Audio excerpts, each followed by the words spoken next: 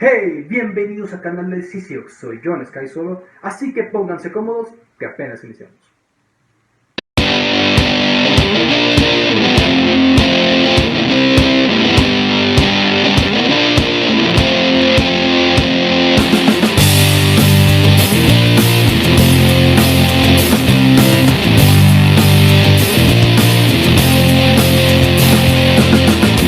Hola a todos y bienvenidos a nuestra sección teórica en nuestro canal de YouTube. El día de hoy hablaremos sobre las leyes de la termodinámica. Las leyes de la termodinámica son principios empíricos que no se pueden demostrar por estar basados en la experiencia y no en razonamientos teóricos. Están referidos a sistemas en estado de equilibrio. Existen dos criterios de signos ampliamente extendidos en termodinámica para relacionar el trabajo y el calor que intercambia un sistema con el entorno. El primer criterio es el tradicional. Se considera positivo el calor recibido por el sistema y el trabajo que realiza el sistema sobre el entorno. Este criterio es útil en el estudio de máquinas térmicas en el que se interesa que el trabajo realizado por las máquinas o el sistema sea positivo. El segundo criterio es el de la IUPAC, o por así decirlo, Unión Internacional de Química Pura y Aplicada. Se considera positivo todo lo que aumenta la energía del sistema, es decir, calor recibido y trabajo recibido. En total, son 4 principios que se toman en la termodinámica, comenzando con la ley cero o principio cero de la termodinámica que permite establecer el concepto de la temperatura. Se dice que dos cuerpos están en equilibrio térmico cuando al ponerse en contacto sus variables de estado no cambian, por lo que también establece que cuando dos cuerpos están en equilibrio térmico con un tercero, estos están a su vez en equilibrio térmico entre sí. Cabe mencionar que esta ley tiene su nombre como ley cero o principio cero, pues aunque precede la primera ley, era necesario y evidente establecerla primero que la primera ley, por lo que se le denominó como la ley cero. Ahora hablando de la ley 1 o el primer principio de la termodinámica, esta ley relaciona el trabajo y el calor transferido intercambiado en un sistema a través de una variable termodinámica, que es la energía interna. Dicha energía ni se crea ni se destruye, solo se transforma. En termodinámica, la energía interna de un sistema es una variable de estado. Representa la suma de todas las energías de las partículas microscópicas que componen el sistema. Su unidad de medida en el sistema internacional es el Joule. En los gases ideales, la energía interna se puede aproximar a la energía cinética media de las partículas que lo componen. La energía interna de un gas ideal depende únicamente de la temperatura que tenga el gas. La variación de energía interna que experimenta un gas al cambiar de temperatura viene dada por la siguiente ecuación. La expresión anterior nos da un método operativo para medir la variación de energía interna de un sistema gaseoso proporcional al cambio de temperatura. Ahora hablando de la ley 2 o el segundo principio de la termodinámica, este establece que si bien todo el trabajo mecánico puede transformarse en calor, no todo el calor puede transformarse en trabajo mecánico.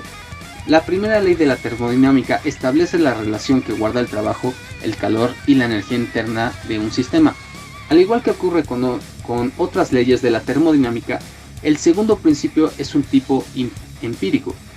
Llegamos a él a través de la experimentación. La segunda ley de la termodinámica se expresa en varias formulaciones equivalentes, como por ejemplo el enunciado de Kelvin-Planck, que no es posible un proceso que convierta todo el calor absorbido en trabajo, y el enunciado de Clausius, que no es posible ningún proceso cuyo único resultado sea la extracción de calor en un cuerpo físico a otro más caliente. Es importante mencionar que esta ley sobre las máquinas térmicas es importante, pues las máquinas térmicas son sistemas que transforman calor en trabajo. Una máquina térmica transforma energía térmica en trabajo realizado un ciclo de manera continua. En ellas no hay variación de energía interna. Un ejemplo muy sencillo y cotidiano es un refrigerador. El proceso cíclico de una máquina térmica sigue los siguientes pasos. Primeramente, la fuente de calor, por ejemplo una caldera. A una temperatura denominada T1 inicia una transferencia de calor denominada Q1 a la máquina. Esta transferencia es posible que la diferencia de temperatura con el sumidero gracias a una temperatura denominada T2.